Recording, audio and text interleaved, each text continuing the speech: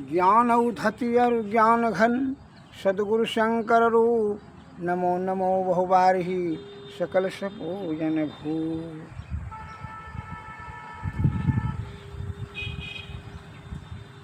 संत वाणी में आया है,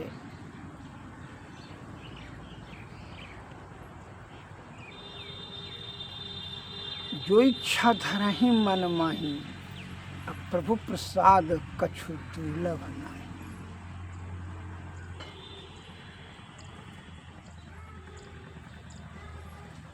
जो इच्छा का धारण करेंगे, अर्थात अंतःकरण इंद्रिय में जो इच्छा रूपी बीज और रोपण होगा, उसी के अनुरूप फल की प्राप्ति होगी। इसलिए विद्वान लोग बताते हैं कि सदैव अंतःकरण इंद्रियों को परिशुद्ध रहने दें, उसमें छल कपट प्रपंच न मानने दें, षड्यंत्र धोखाधड़ी ये सब नहीं। आप जो समझ रहे हैं कि झूठ का सहारा लेंगे तो हम जीव को उपार्जन करने में जो है बड़ा सुखमय से जीवन व्यतीत हो जाएगा, सरल विधि से, और सत्य के रास्ते पे जाएंगे तो दुख होगा, कष्ट होगा, यह आपको कैसे किसने कह दिया?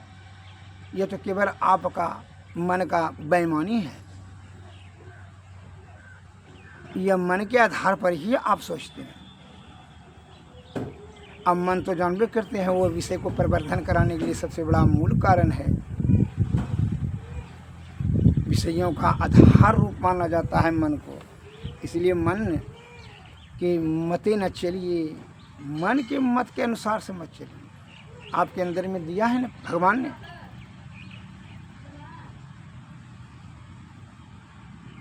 चित्त और बुद्धि, मन और अहंकार, यह चार अंतःकरण इंद्रियां हैं। इसमें केवल मन और अहंकार का ही जो है कथनानुसार आप नहीं चलिए, उसी के इच्छा के अनुकूल कार्य मत कीजिए। और चित्त और बुद्धि भी तो है, उनकी श्रेष्ठता देनी चाहिए। उनकी श्रेष्ठता देने में ही अलौकिक और लौकिक दृष्टि से आपका कल्याण और परम कल्याण होगा। क्योंकि इसलिए मन हमेशा, इसका स्वभाव है, मन हमेशा नीचे की ओर जाएगा, विषय की ही ओर जाएगा, विषय आसक्त है। क्योंकि अनादिकाल से मन और अहंकार, यह मन और अहंकार के कारण से ही यह जीव आत्मा 84 लाख योनि में परिभ्रमण कर रहा है। यही इसको उभरने नहीं दे पा रहा है, बड़ी प्रबल है। मन तो बड़ा शैतान और बड़ा गतिमान, बड़ा बलवान है। इसका तो है जो ना, विज्ञान और विद्वान ने भी हार दिया कि प्रकाश का तो गति नाप लिया कि 3 लाख प्रति सेकंड चलता है, किलोमीटर 1 सेकंड में 3 लाख। लेकिन जो है मन कितना चलता है, इसका तो गति है ना, तो अनंत है। इसको मन को संयम करने में त्याग शक्ति बढ़ाइए, वैराग्य और अभ्यास से धीरे धीरे ये नियंत्रण में आएगा। ऐसे नहीं आएगा, अटेंडेंस थोड़ी अचानक तो ही तुरंत आ जाएगा। इसलिए संत महात्मा पहले से कहते हैं कि पहले से ही इस पर अंकुश डालो, नहीं तो ये जब बलवान हो जाएगा ना, ये जो है विषय में परिवर्धन कराने में बहुत जो है, ये इसी का मूल है, यही जड़ है। क्या रूप रस गंध शब्द स्पर्श, यह जब मन नहीं मिले, मन यदि इसमें बढ़ावा नहीं करे तो ये विषय आसक्त नहीं होगा। विषय आसक्त कराने में मूलाधार, मूल चीज जो है मन है।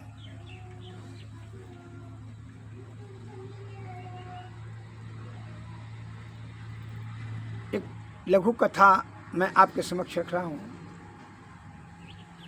ज्ञान और बुद्धि, मन, ये सभी पर जो है चित्तवृत्ति जिसकी जैसी होगी, उसका उसी के अनुरूप वो कार्य करेगा।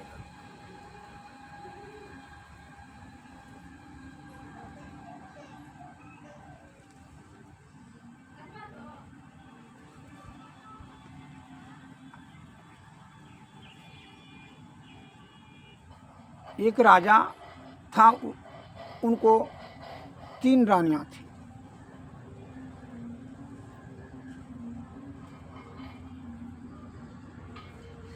वो राजा संजोग से विदेश यात्रा में जाने लगे। तो रानियाँ से जाकर रानी से पूछने लगे, पहली रानी से कि आपको क्या चाहिए, हम विदेश जा रहे हैं, आपको क्या चाहिए, अगर जो चीज़ चाहिए तो बोल दीजिए, हम लेते आएंगे। तो उन्होंने कहा कि हमको बढ़िया बढ़िया साड़ी चाहिए, वस्त्र चाहिए, 2 सलाद चाहिए, गद्दा चाहिए और सभी विलासतापूर्ण वस्तुओं का वो लिस्ट बना कर दे दिया। तो ठीक है, चिट्ठा बना कर दे दो, लिस्ट बना कर दे दिया। और दूसरे रानी से कहा बस और कपड़ा लता ये सब और सब वस्तु का।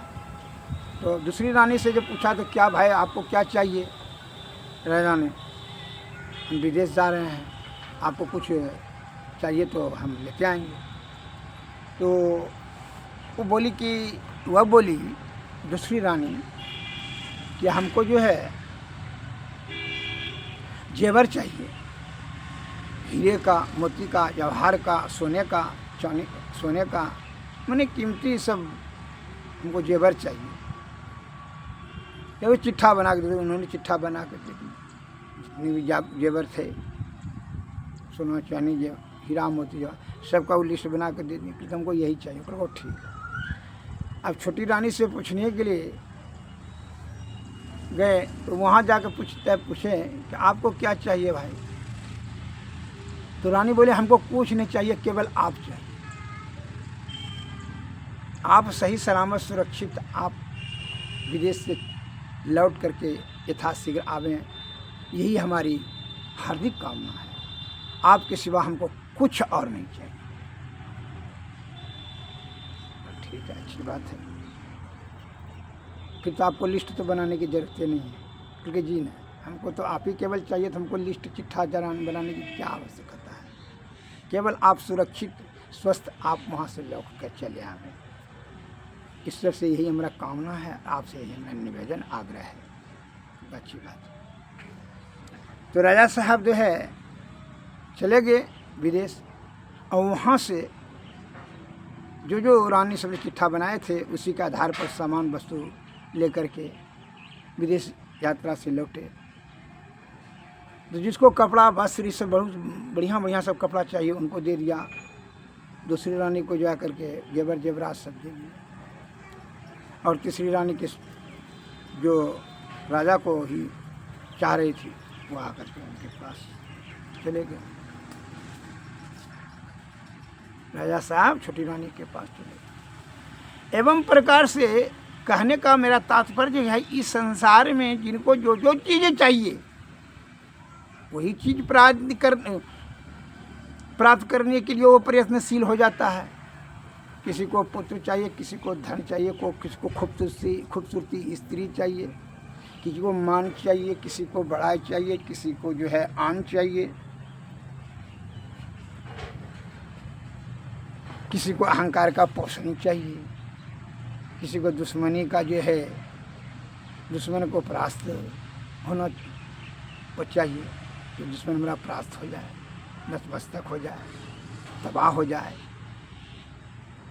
मतलब कुछ न चाहिए किसी को, उसी के वही चीज़ प्राप्ति करने के बारे में वो प्रगतिशील हो जाता है। इसलिए उसका जो है सही मूल ज्ञान से वो दूर चला जाता है। इसलिए संत वाणी में आया है कि चाह गई चिंता मिटी, मिटा जिनका मन का फेर, जिनको कछु न चाहिए वह साबुन का शेर। जैसे छोटी रानी को केवल राजा चाहिए तो राजा की प्राप्ति हुई, उनको जेवर चाहिए, उनको कपड़ा चाहिए था। तो उसी प्रकार संसार में ये जानिए जीव आत्मा को यह जो इंद्रियों के आधार पर आप डिसीजन लेने लगते हैं, निर्णय लेने लगते हैं, यही भूल हो जाता है। आप अंतःकरण इंद्रिया से आप चिंतन मनन करके सोचिए कि जीव आत्मा को परमात्मा ही चाहिए, तभी वह आनंद मगन हो जाएगा, तभी उसका फिर किसी प्रकार का कोई भी जो है कष्ट न दुख न कुछ नहीं रहेगा। काहे कि ये 84 लाख योनि में परिभ्रमण करने में नाना प्रकार का रोग शोक संताप बुढ़ापा जवानी जन्म मरण मृत्यु दाय दुश्मन गरीबी अमीरी, मान सम्मान अपमान सब चीज सहना पड़ता है। इसलिए संत महात्मा अनादिकाल से इस चीज़ की खोज में है कि भाई ये सभी से ऊपर उठने के लिए संत के शरण में जाना परम आवश्यक है। संत वाणी में इसलिए शब्द आया है कि संत दरत फल परम अनूप, ब्रह्म दरस सहज जीव स्वरूप। संत का दर्शन हो जाए, दर्शनार्थी का दृष्टिकोण सही हो तो परम फल की प्राप्ति होगी, अर्थात पाप जलकर राख हो जाएगा। सद्बुद्धि वहां से प्राप्त होना प्रारंभ हो जाएगा। जब सद्बुद्धि अंतःकरण इंद्रिया में जब विवेकता जागृत हो जाएगी, चित्तवृत्ति उसकी परिशुद्ध हो जाएगी, तब क्या होगा? तब ईश्वर प्राप्ति करने के बारे में वह प्रयत्नशील हो जाएंगे। ये जीवात्मा को परम आत्मा में पहुंचाने के लिए विधि उनको प्राप्त होने लगेगा। तब होगा कि पिंड और ब्रह्मांड का भेद समझ में आ जाएगा कि कितना सही में दुख होता है जीवात्मा को। एक आदमी ने कैसे, आप कैसे प्रवचन करते, कैसे हम जानेंगे कि जीवात्मा को दुख होता है? आपके अगर मैं उदाहरण देता हूँ, इसका जवाब आप सोच के तब कमेंट में बोलिए। जहाँ किसी को उंगली में चोट लग जाता है, कष्ट क्यों उंगली को होता है कि जीवात्मा को होता है? बताइए। क्या उंगली को होता है? अच्छा ठीक है, जीवात्मा जो मरे हुए आदमी को पैर काट दीजिए, देखिए तो वो किसी को कष्ट होता है? उसको उंगली काट दीजिए, हाथ काट दीजिए, गला काट दीजिए, मरे हुए आदमी का कोई कष्ट होता है उसको? तो नहीं। क्यों? तो सब चीज़ है, उंगली तो है, पैर है, काटिए, उसको काट कर चिल्लाने का है, रोर कह रहा है, कष्ट क्यों नहीं व्यक्त कर रहा है? और जिसमें जीवात्मा है अर्थात जिंदा आदमी को उंगली में जरा सा चोट लग जाए तो वह दुख से कराहने लगता है। अर्थ आने की तरह स्पष्ट है कि उंगली को कष्ट नहीं हुआ, कष्ट उनके जीवात्मा को हुआ। इस बात से सिद्ध होता है, प्रमाणित हो जाती है। अर्थात जीवात्मा को परम सुख प्राप्त करने के लिए परम आत्मा में लीन कर देना ही सबसे बड़ा अक्लमंदी का कार्य है। इसलिए संत महात्मा लोग अनादिकाल से यह स्थूल वस्तु को, भारी वस्तु को परित्याग करके, जो इंद्रिय के सुख के अधीन में है उसका परित्याग कर करके अनंत अक्षय अनादि परम्पार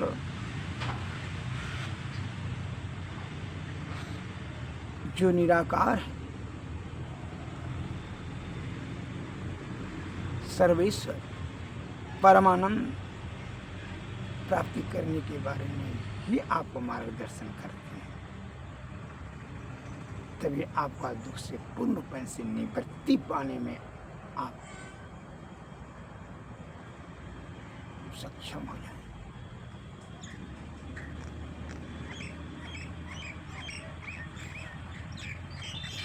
जिन सज्जन को वैद्य होने के नाते में आपको, ये तो सदगुरु के शरण में जाने पर ये प्राप्त, वैद्य के शरण में जाने पर, वैद्य के शरण में रोगों का शमन होगा और साक्षात परब्रह्म का निज स्वरूप में, अपने स्वरूप में दर्शन हो जाए तो फिर मोक्ष हो जाए। इसके लिए आपको मार्गदर्शन सदगुरु ही शरण में जाएंगे तो उन्होंने ही आपको युक्ति बताएंगे, युक्ति से भक्ति, भक्ति से तब जो है आपकी मुक्ति सक्षम हो जाएगा, संभव हो जाएगा। अतः वैद्य होने के नाते मैं आपको रोग का भी निदान बता देना चाहता हूँ, जो आप सुन करके सुन लीजिए और बना करके औषधि को अमल कीजिए।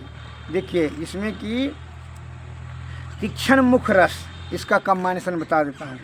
रस सिंदूर, ताम्र भस्म, स्वर्ण भस्म, अबरक भस्म, तीक्ष्ण लो भस्म, लो भस्म, शुद्ध गंधक, मांडूर भस्म और सोना मक्खी की भस्म, इन सब को समान भाग लेकर 1 दिन तक घिकुमार के रस में खरल करें। फिर उसको अंधमुषा यंत्र में रख कर तीक्ष्ण ध्यान से सुनिएगा। तीक्ष्ण अग्नि की द्वारा पकावें। जब पककर स्वांग शीतल हो जाए तब उसमें औषध को निकालकर बारीक चूर्ण कर लेवें। इसमें से एक मास से परिमाण लेकर मिश्री के साथ सेवन करें तो यह तीक्ष्ण मुख नामक रस भस्म असाध्य अर्श रोग माने बवासीर रोग को भी दूर कर देता है। अर्श रोगियों के लिए यह अत्यंत हितकारी है। यह अत्यंत महाऔषध है, ब्रह्मशस्त्र के समान। अचूक चुकेगा नहीं, लेकिन कम्बाइनेशन इसका सही हो। यह भैंसत जतनावली बता रहा है, जो कि आपके समक्ष पढ़ करके इस शास्त्र पर आपको उंगली उठाने का कोई अधिकार नहीं है। क्या कि यह आपके आदि विद्वान वैद्यगणों के द्वारा यह संशोधित किया गया शब्द का जो है समायोजन है। अतः यह शास्त्र है। यह आजकल के छल कपटे और अल्प आयुवान षड्यंत्रकारी धोखाधड़ी जो कि लोभाकृष्ट है, विषया आसक्ति मनुष्य ने नहीं लिखा है। यह ब्रह्मज्ञानी आत्मज्ञानी वैद्य का यह फार्मूला है। अतः इसको सुन व समझ करके बना करके अपने हाथ से औषधि का सेवन करें। कई कंपनी पर विश्वास का योग अब नहीं रहा, क्योंकि इसलिए कंपनी पैसा कमाने के चेष्टा से, धन कमाने का अर्जन से वह नाना प्रकार का जो है षड्यंत्र करके कम्बाइनेशन में चोरी करता है, जिसके कारण से कार्य अधूरा हो जाता है या विफल हो जाता है। अर्थात सिद्धि चाहते हैं तो श्रद्धा युक्त होकर करके अपने हाथ से औषधि निर्माण करके, इसलिए मैं ज्ञान को गुप्त नहीं बल्कि उजागर कर करके मैं स्पष्ट रूप से कम्बाइनेशन बता रहा हूँ। जो नहीं समझ में आए कमेंट में आप कीजिए, मैं बता दूंगा, या हमसे मोबाइल से भी संपर्क साधें, हम बता देंगे। विस्तृत रूप से जानकारी प्राप्त करने के लिए भी मोबाइल से बात करें। यह हमारे चिकित्सालय प्रारंभ है। मैं आपका निरंतर 40 वर्षों से सेवा कर रहा हूँ और आगे भी करता रहूँगा। ज्ञान में जो है इस संसार के हित के लिए, देश दुनिया के हित के लिए मैं अपना ज्ञान गुणबद्ध ज्ञान को तपस्या व अध्ययन से जो मस्तिष्क में संयोजन किया, मैं हित देश के हित के लिए छोड़ करके जाना चाहता हूँ। यही हमारी हार्दिक कामना है। जय भारत, जय हिंद। धन्यवाद, नमस्कार।